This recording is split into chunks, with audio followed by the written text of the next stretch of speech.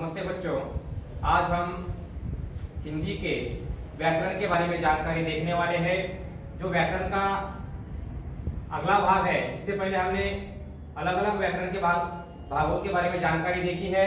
आज हम व्याकरण का जो हमारा नया भाग है विशेषण, इस भाग के बारे में हम जानकारी देखने वाले हैं। विशेषण के कुछ प्रकार भी हैं। हर एक प्रकार की व्याख्या देखकर उसकी जो कुछ भी उदाहरण हैं उनका उपयोग हम कैसा करना है, हमें इन सभी की जानकारी हम इस तासिका में देखने वाले हैं। तो बच्चों, सबसे पहले हम देखेंगे विशेषण किसे कहते हैं और विशेषण के कुछ उदाहरण भी है, वह भी हमें देखना है। सबसे पहले हम देखेंगे विशेषण किसे कहते हैं। तो चलो देखो, विशेषण जो शब्द संज्ञा या सर्वनाम की, जो शब्द संज्ञा या सर्वनाम की विशेषता बताता है उसे विशेषण कहते हैं। विशेषण की सबसे पहले व्याख्या देखो। जो शब्द संज्ञा या सर्वनाम की, एक आध वाक्य आपको आएगा, उस वाक्य में संज्ञा होगी या सर्वनाम होगी। संज्ञा या सर्वनाम दोनों में से कोई भी या दोनों भी हो सकता है। जो शब्द वाक्य में एक ऐसा शब्द आएगा जो संज्ञा या सर्वनाम की विशेषता बताता है उसे विशेषण कहते हैं। वाक्य में एक ऐसा शब्द आएगा जो शब्द संज्ञा हो या सर्वनाम हो, वो किस तरह से विशेष है ऐसा बताने वाला एक शब्द वाक्य में आता है, उसी शब्द को क्या कहा जाता है? विशेषण कहा जाता है। तो चलो एक उदाहरण, नमूना तौर पर हम एक उदाहरण देखेंगे। उस उदाहरण के माध्यम से किस तरह से हमें विशेषण के बारे में जानकारी बताई है। तो चलो पहला उदाहरण है, पुस्तक में सुंदर चित्र है। पुस्तक में सुंदर चित्र है, ऐसा एक उदाहरण है। तो हमें बताना है इस वाक्य में विशेषण कौन सा है। तो बच्चों इतना याद रखो, पहले हमने व्याख्या में देखा था जो शब्द संज्ञा या सर्वनाम की विशेषता बताता है। सबसे पहले आपको देखना होगा इस वाक्य में संज्ञा ही है क्या? हाँ, इस वाक्य में संज्ञा तो है। कौन कौन सी संज्ञा है? तो देखो, पुस्तक यह भी एक संज्ञा है, चित्र यह भी एक संज्ञा है। तो इस वाक्य में दो संज्ञाएं आई है। तो इस वाक्य में अब संज्ञा के बाद में सर्वनाम, अब हमें देखना है इस वाक्य में सर्वनाम आया है क्या? तो चलो देखते हैं सर्वनाम। इस वाक्य में सर्वनाम तो नहीं है, संज्ञा है। हमें उन्होंने बताया है जो शब्द संज्ञा या सर्वनाम की विशेषता बताता है, तो इस वाक्य में दो संज्ञाएं हैं। ठीक है, इस संज्ञा की विशेषता बताने वाला एक शब्द वाक्य में आया है। इस संज्ञा की विशेषता बताने वाला एक शब्द वाक्य में आया है, उसी शब्द को क्या कहा जाता है? विशेषण कहा जाता है। फिर वह शब्द कौन सा है? तो वह शब्द है सुंदर। वो कैसे आ गया? तो देखो, समझो यह शब्द ही नहीं है, पुस्तक में चित्र है, ऐसा वाक्य हो सकता था, लेकिन यह शब्द आने से चित्र इस संज्ञा की विशेषता बढ़ चुकी है। पुस्तक में कैसा चित्र है? पुस्तक में सुंदर चित्र है। सुंदर यह शब्द चित्र इस संज्ञा की विशेषता बताता। सब पहले देखो, पुस्तक में चित्र है, पुस्तक में चित्र है, ठीक है, लेकिन सुंदर यह शब्द, सुंदर यह विशेषण इस जगह से आने के बाद, इस जगह पर आने के बाद चित्र इस संज्ञा की विशेषता और बढ़ी, क्योंकि सुंदर यह शब्द चित्र इस संज्ञा की विशेषता बढ़ाता है। अगर आपको किसी ने कहा पुस्तक में चित्र है, आप कहेंगे ठीक है। अगर किसी ने कहा बच्चों पुस्तक में एक सुंदर चित्र है, तो आप तुरंत निकाल कर देखते हैं, दिखते हैं कि नहीं? वैसा ही यहाँ पर चित्र तो है, लेकिन कैसा है? सुंदर चित्र है। इसीलिए सुंदर यह शब्द चित्र इस संज्ञा की विशेषता बढ़ाता है, इसीलिए उसी को क्या कहा जाता है? विशेषण कहा जाता है। ठीक है, अब उसके बाद में हमें विशेषण के कुछ उदाहरण भी हमें देखना है। कुल मिलाकर विशेषण के 4 प्रकार होते हैं। विशेषण के 4 प्रकार होते हैं। पहला जो प्रकार है वह है गुणवाचक विशेषण, दूसरा जो प्रकार है संख्यावाचक विशेषण, तीसरा प्रकार है परिमाणवाचक विशेषण, परिणाम नहीं, परिमाणवाचक विशेषण। और चौथा जो विशेषण है सार्वनामिक विशेषण। हमें इन चारों प्रकारों की जानकारी देखना है, हर एक की व्याख्या, हर एक के उदाहरण हम एक एक करते हुए देखेंगे। पहला गुणवाचक, दूसरा संख्यावाचक, तीसरा परिमाणवाचक और जो चौथा है वो है सार्वनामिक विशेषण। इन चार विशेषणों की हमें एक एक करते हुए जानकारी देखना है। सबसे पहले हम देखेंगे, देखो विशेषण के प्रकार। इन विशेषणों में पहला जो प्रकार है वो कौन सा प्रकार है? गुणवाचक विशेषण। इसके नाम में इसका अर्थ है गुण वाचक विशेषण, गुणवाचक विशेषण। पहले हम इसकी व्याख्या देखेंगे, व्याख्या के बाद में इसके हम कुछ उदाहरण देखेंगे। तो देखो गुणवाचक विशेषण की व्याख्या, जिस विशेषण से, ठीक से देखो, जिस विशेषण से संज्ञा या सर्वनाम के गुणों का बोध होता है उसे गुणवाचक विशेषण कहते हैं। ध्यान से आपको देखना होगा, क्या कहा है? वाक्य में एक ऐसा विशेषण आएगा जो संज्ञा या सर्वनाम के गुणों का हमें बोध कराता है। जिस विशेषण से संज्ञा या सर्वनाम के गुणों का बोध होता है उसे गुणवाचक विशेषण कहते हैं। वाक्य में एक ऐसा विशेषण आएगा जो संज्ञा या सर्वनाम के कौन से गुण हैं ऐसा बताएगा, बताने वाला जो शब्द वाक्य में आता है उसी शब्द को क्या कहा जाता है? गुणवाचक विशेषण। संज्ञा या सर्वनाम के गुण कौन से हैं, गुणों का हमें बोध कराता है, यह संज्ञा और सर्वनाम में यह गुण है, ऐसा बताने वाला एक शब्द वाक्य में आता है उसी शब्द को क्या कहा जाता है? गुणवाचक विशेषण कहा जाता है। तो चलो सबसे पहले इसके हम कुछ उदाहरण देखेंगे। पहला उदाहरण है, देखो, उल्लू बुद्धिमान पक्षी है। उल्लू यानी क्या? मराठी में उसको घुबड़ कहते हैं। उल्लू बुद्धिमान पक्षी है। सबसे पहले इस वाक्य में संज्ञा या सर्वनाम कौन से है वो आपको ढूंढना है। इस वाक्य में संज्ञा कौन सी है? हाँ, उल्लू और पक्षी, ये दोनों क्या है? संज्ञा है। उन्होंने क्या कहा है? संज्ञा या सर्वनाम के गुणों का बोध कराने वाला शब्द वाक्य में आता है। संज्ञा है, इसके गुणों का बोध कराने वाला एक शब्द वाक्य में है, वो कौन सा है? बुद्धिमान। उल्लू पक्षी है। उल्लू कैसा पक्षी है? बुद्धिमान पक्षी है। यानी बुद्धिमान होना यह उल्लू का क्या है? गुण है। उल्लू के अंदर एक गुण है, वो कौन सा है? बुद्धिमान होना। उल्लू पक्षी तो है, लेकिन कैसा पक्षी है वह? बुद्धिमान पक्षी है। बुद्धिमान होना उस उल्लू का एक गुण है, इसीलिए इस वाक्य में बुद्धिमान यह गुणवाचक विशेषण कहलाता है। बुद्धिमान यह शब्द गुणवाचक विशेषण कहलाता है क्योंकि यह शब्द उल्लू इस संज्ञा की विशेषता बढ़ाता है। उल्लू इस संज्ञा की विशेष, उल्लू एक पक्षी है, लेकिन कैसा पक्षी है? बुद्धिमान पक्षी है, इसीलिए बुद्धिमान यह गुणवाचक विशेषण इसको कहा जाता है। अब देखो दूसरा उदाहरण देखो, चींटी मेहनती होती है। चींटी यानी क्या? मतलब उसको मूंगी कहते हैं। चींटी मेहनती होती है। मेहनती होना यानी काम करना। चींटी मेहनती होती है। देखो चींटी के अंदर एक गुण है। इस वाक्य में संज्ञा कौन सी है? चींटी।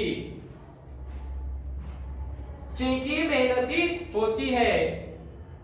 चींटी के अंदर एक गुण है। कौन सा गुण है चींटी के अंदर? मेहनत करना उसका एक गुण है, इसलिए मेहनती यह एक क्या है? गुणवाचक विशेषण इसको कहा जाता है।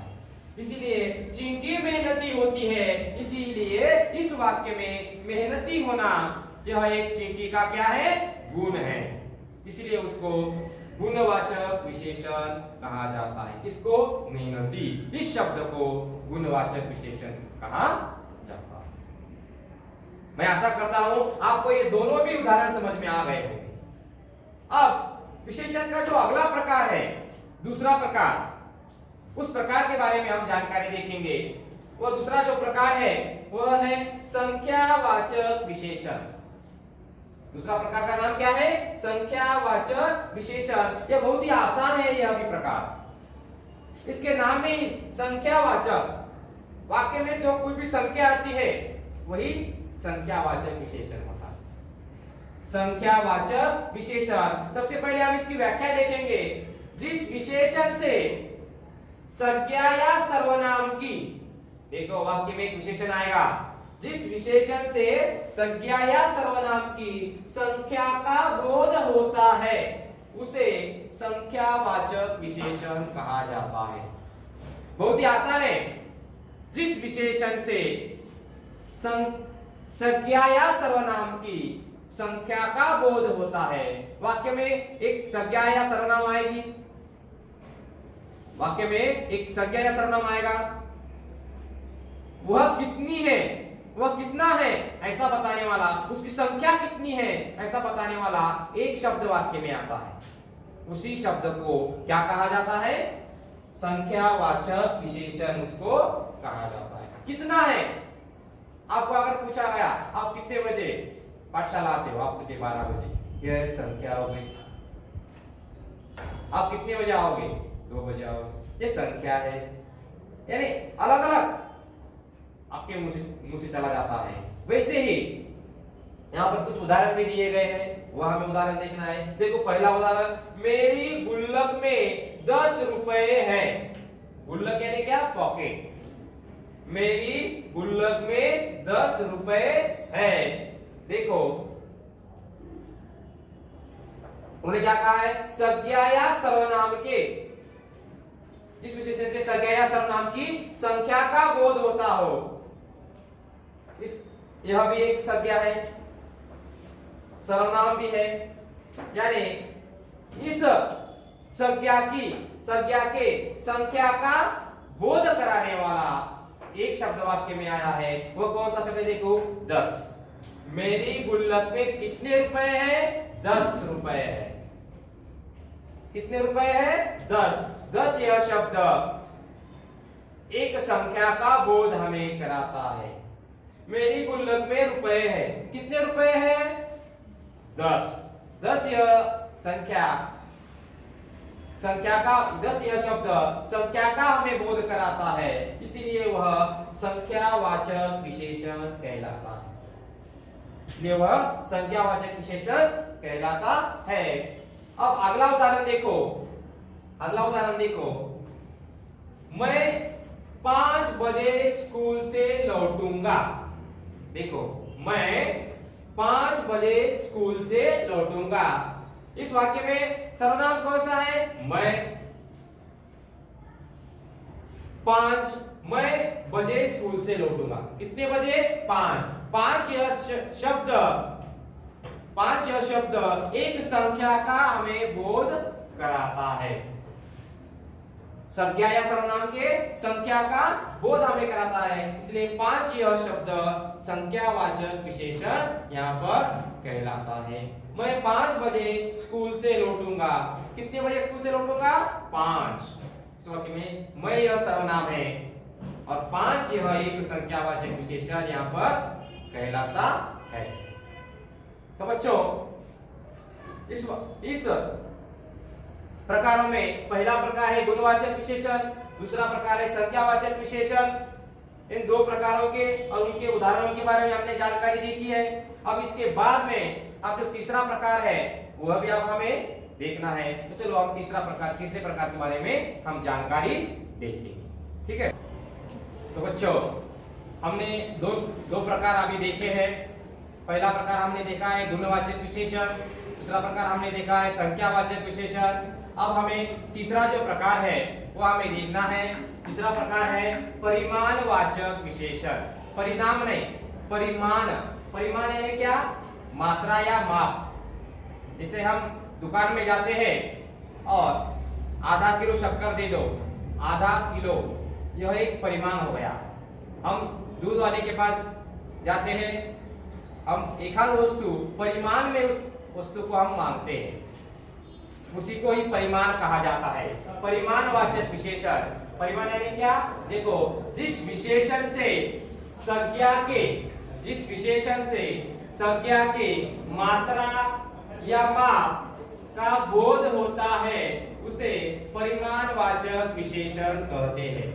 एकाध संज्ञा या सर्वनाम के मात्रा कितनी है या उसका माप कितना है ऐसा बताने वाला जो शब्द वाक्य में आता है, एकाध संज्ञा या एकाध सर्वनाम कितना है, कम है, ज्यादा है, कितना है, उसका मात्रा या उसका माप बताने वाला जो शब्द वाक्य में आता है उसी शब्द को क्या कहा जाता है?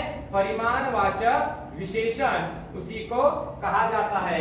यानी संज्ञा के मात्रा या माप को ही क्या कहा जाता है? परिमाणवाचक विशेषण। इसके कुछ उदाहरण भी हमें देखना है।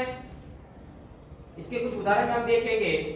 सबसे पहले याद रखो, संज्ञा या सर्वनाम के मात्रा या माप वो कितना है ऐसा बताने वाला एक शब्द वाक्य में आता है, उसी को ही मात्रा या माप कहा जाता है, उसी शब्द को परिमाणवाचक विशेषण कहा जाता है।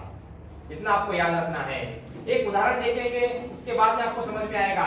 देखो, उदाहरण के तौर पर पहला उदाहरण देखो, हमारे देश ने बहुत उन्नति की है। उन्नति करना यानी प्रगति करना। हमारा जो देश है, हमारे देश ने बहुत उन्नति की है।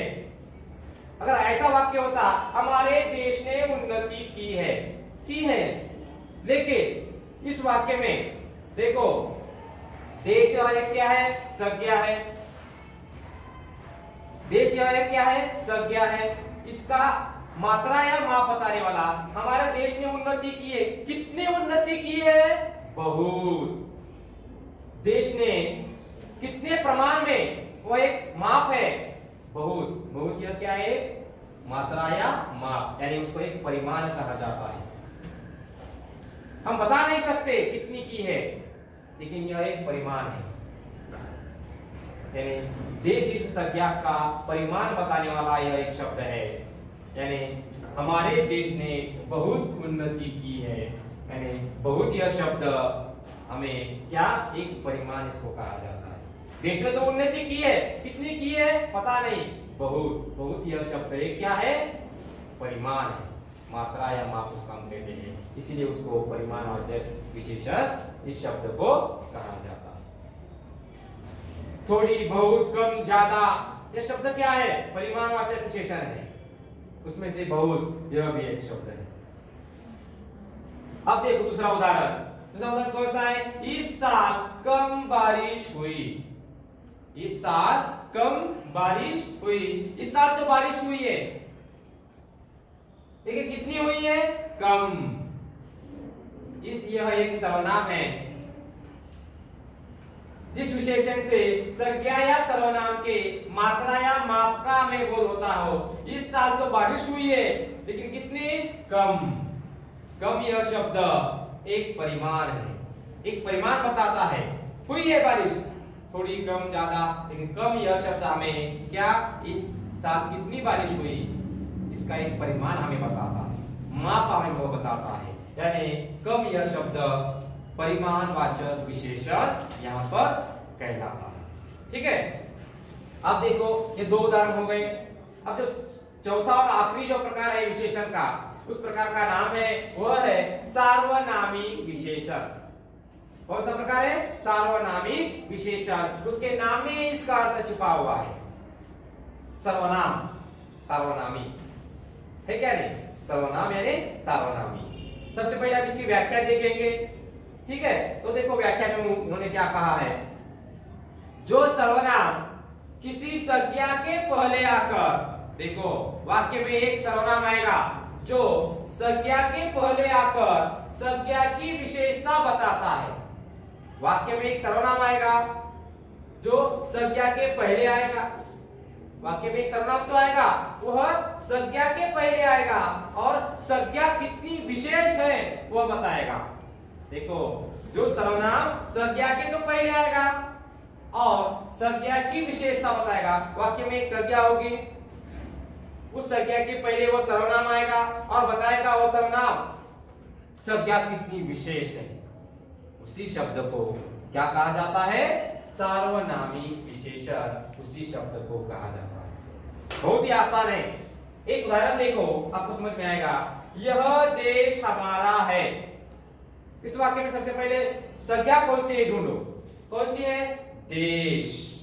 यह एक संज्ञा है। उन्होंने वाक्य में कहा है जो सर्वनाम संज्ञा के पहले आएगा, यह संज्ञा है, तो संज्ञा के पहले एक सर्वनाम आया है। कौन सा है? यह, मैं, यह, वह, वे, ये सब सर्वनाम है। हमारे, तुम्हारे। यह देश हमारा है। देश हमारा है। कौन सा? यह सर्वनाम देश इस संज्ञा की विशेषता बढ़ाने का काम करता है। कैसे? समझो, देश हमारा है, ठीक है, कौन सा? यह देश हमारा है, तो कहा गया तो देश इस संज्ञा की विशेषता और बढ़ गई। आपने कहा यह देश हमारा है, देश हमारा है, लेकिन कौन सा? यह देश। आप चित्र देख रहे हैं, चित्र में आपने कहा देश हमारा है, देखो सब देखेंगे, ठीक है, यह देश हमारा है, ऐसा आपने बताया, तो आप सब आश्चर्य से देखेंगे। यानी यह सर्वनाम देश इस संज्ञा की विशेषता बढ़ाने का काम करता है, उससे पहले आकर, इसलिए यह सर्वनाम सार्वनामिक विशेषण कहलाता है। इसलिए वह सार्वनामिक विशेषण कहलाता है। दूसरा उदाहरण देखो, वह भी बहुत ही आसान है। वे फल खट्टे हैं। फल कैसे है? खट्टे। फल खट्टे हैं। इस वाक्य में संज्ञा कौन सी है? फल। हमने देखा है संज्ञा के पहले सर्वनाम आएगा और संज्ञा की ही विशेषता बताएगा। संज्ञा के पहले सर्वनाम आया है और इस संज्ञा की विशेषता बताता है। क्या बताता है? वे। सर फल खट्टे हैं। कौन से फल खट्टे हैं? वे। सर वे दिख रहे हैं ना? वे। आपने कहा वे, यानी वे यह एक सर्वनाम है, इसलिए इसी को सार्वनामिक विशेषण कहा जाता है। तो बच्चों, इस तरीके से यह चार प्रकार आज हमने देखे हैं। चार प्रकार के दो उदाहरण पे हमने देखे हैं। बहुत ही आसान यह है, आपको ये 2-3 बार पढ़ना ही होगा, तब आपको और समझ में आएगा।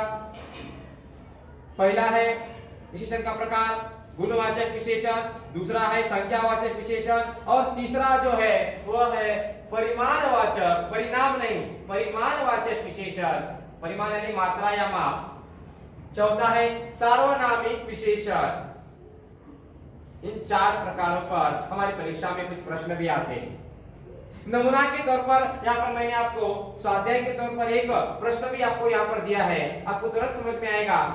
ऐसे 2-3 नमूने के प्रश्न परीक्षा में आ सकते हैं। तो पहला प्रश्न है, देखो, रेखांकित विशेषण का प्रकार लिखिए।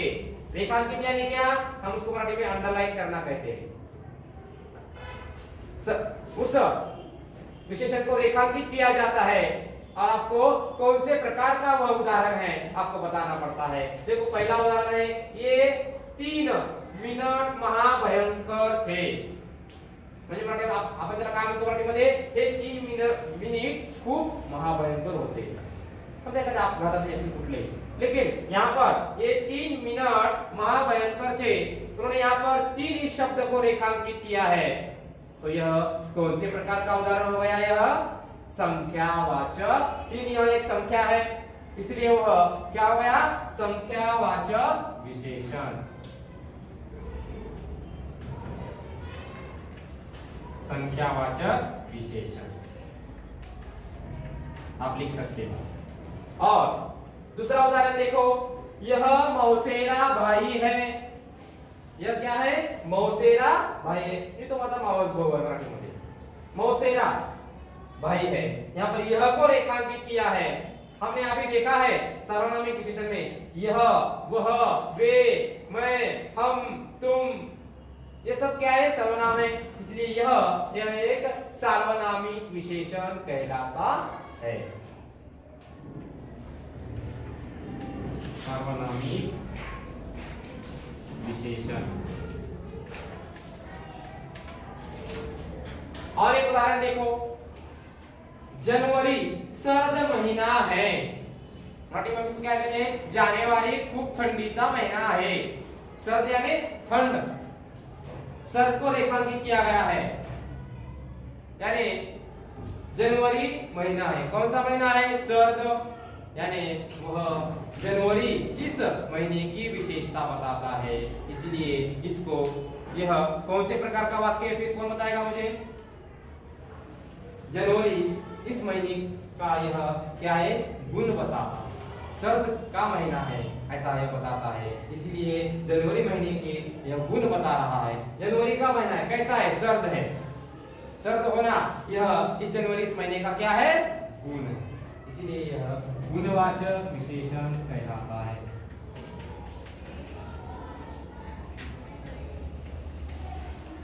यह गुणवाचक विशेषण का प्रकार है। इस तरीके से और एक दो तीन प्रश्न परीक्षा में अलग अलग आ सकते हैं, वो भी आपको ध्यानपूर्वक देखना है, यह सब एक बार पढ़ना है, चारों प्रकार उनके अलग अलग उदाहरण भी आपको पढ़ने हैं और पढ़ाई भी करनी है।